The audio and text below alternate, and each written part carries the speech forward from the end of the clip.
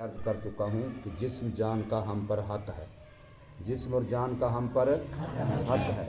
جان کو سردی سے بچانا یہ جان کا حق ہے، جان کو خوراک پہنچانا جان کا حق ہے، جان کو بیماری سے بچانا یہ حق ہے جان کا، ورنہ ہم ظالم قرار پائیں گے۔ کیا پائیں گے؟ ہم اپنی جان پر ظلم کرنے والے بن جائیں گے۔ کیا بن جائیں گے؟ ورنہ ہم اپنی جان پر ظلم کرنے والے ظالم قرار پائیں گے۔ تو یہ بری بات ہے، کسی پر ظلم کرتا ہے ہم اپنے آپ پر ظلم کرنے والے بن جائیں گے۔ اس لیے اپنی جان کا خیال کرو، سردی سے بچو، احتیاط کرو، ٹھنڈے پانی سے، فضول باہر پھرنے سے، اور بغیر ٹوپی کے، بغیر کپڑے کے، یا راتوں کو بستر کا مسئلہ ہے، ہر لحاظ سے اپنے آپ کو سنبھالو۔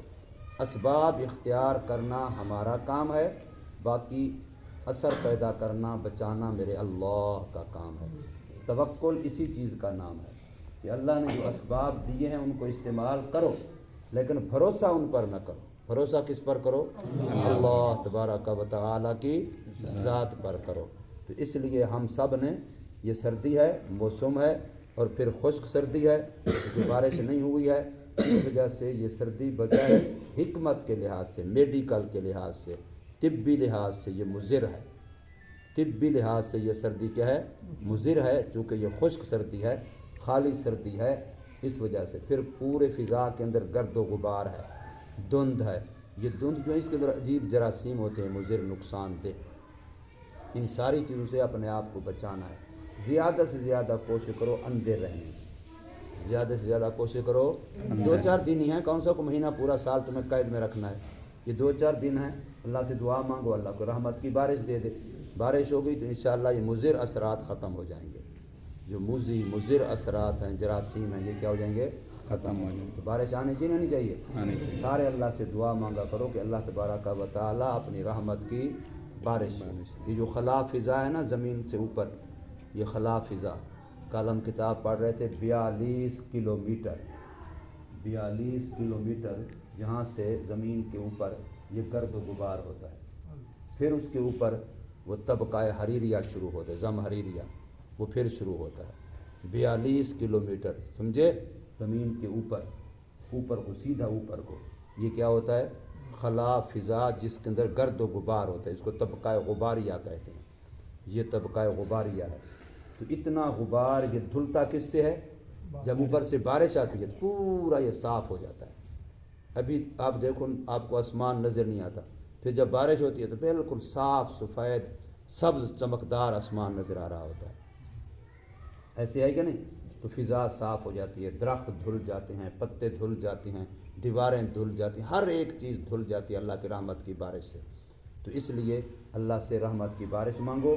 فی الحال اپنے آپ پر پابندی لگاؤ، خود آپ کھیلنے کا بے وقت، جس وقت دیکھو کھیل رہے ہیں، جس وقت دیکھو کھیل رہے ہیں۔ پھر کھیل کے وقت شور اتنا مچاتے ہیں، الامان والحفیظ، پورا محلہ سر پہ اٹھایا ہوتا ہے، پریشان ہوتے ہیں۔ تمہیں پتہ نہیں چلتا کہ ہم کو زور سے بول رہے ہیں، ہم بھی کوئی شور مچا رہے ہیں، تمہیں احساس نہیں ہوتا، لیکن قرب و جوار والوں کو بڑا احساس ہوتا ہے بیچاروں۔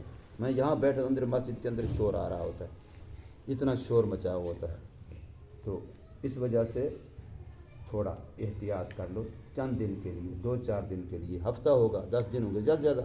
سردی کا زور اتنا ہوتا ہے، پھر ختم ہو جاتا ہے۔ پھر تم آگے گرمی کی تیاری شروع کرنا، پھر گرمیاں آنے والی ہوں گی۔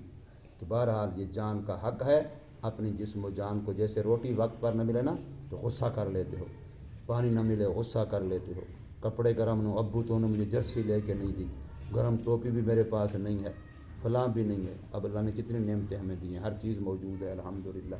صرف ان اسباب کو استعمال کرو، اپنے آپ کو سردی سے، نقصان سے، بیماریوں سے بچاؤ۔ ڈاکٹروں کو پیسے دینے سے بچو، اور ڈاکٹروں کو اپنا جسم چیک کرانے سے بچو، سمجھے ذرا سے؟ نہیں تو پھر وہ ٹیکا لگاتے ہیں، انجیکشن لگاتے ہیں، بڑی خطرناک جگہ پر لگاتے ہیں۔ اس لیے اپنے آپ کو بچاؤ، اللہ پاک سب کی حفاظت فرمائے۔ یہ ثواب ہوگا، ثواب کی نیت سے کرو گے ثواب ہوگا، یقین جانو، یہ بڑی عبادت ہے۔ ثواب کی نیت سے اگر اپنے ان اسباب کو اختیار کرو گے، ثواب کی نیت سے جسم کی حفاظت کرو گے، تو یہ نیکی ہے، یہ مستقل نیکی ہے، یہ مستقل ثواب ہے۔ تو اس ثواب کی تم نیت کر لو گے انشاءاللہ، اللہ پاک اسی کے اندر برکت پیدا فرما دیں گے۔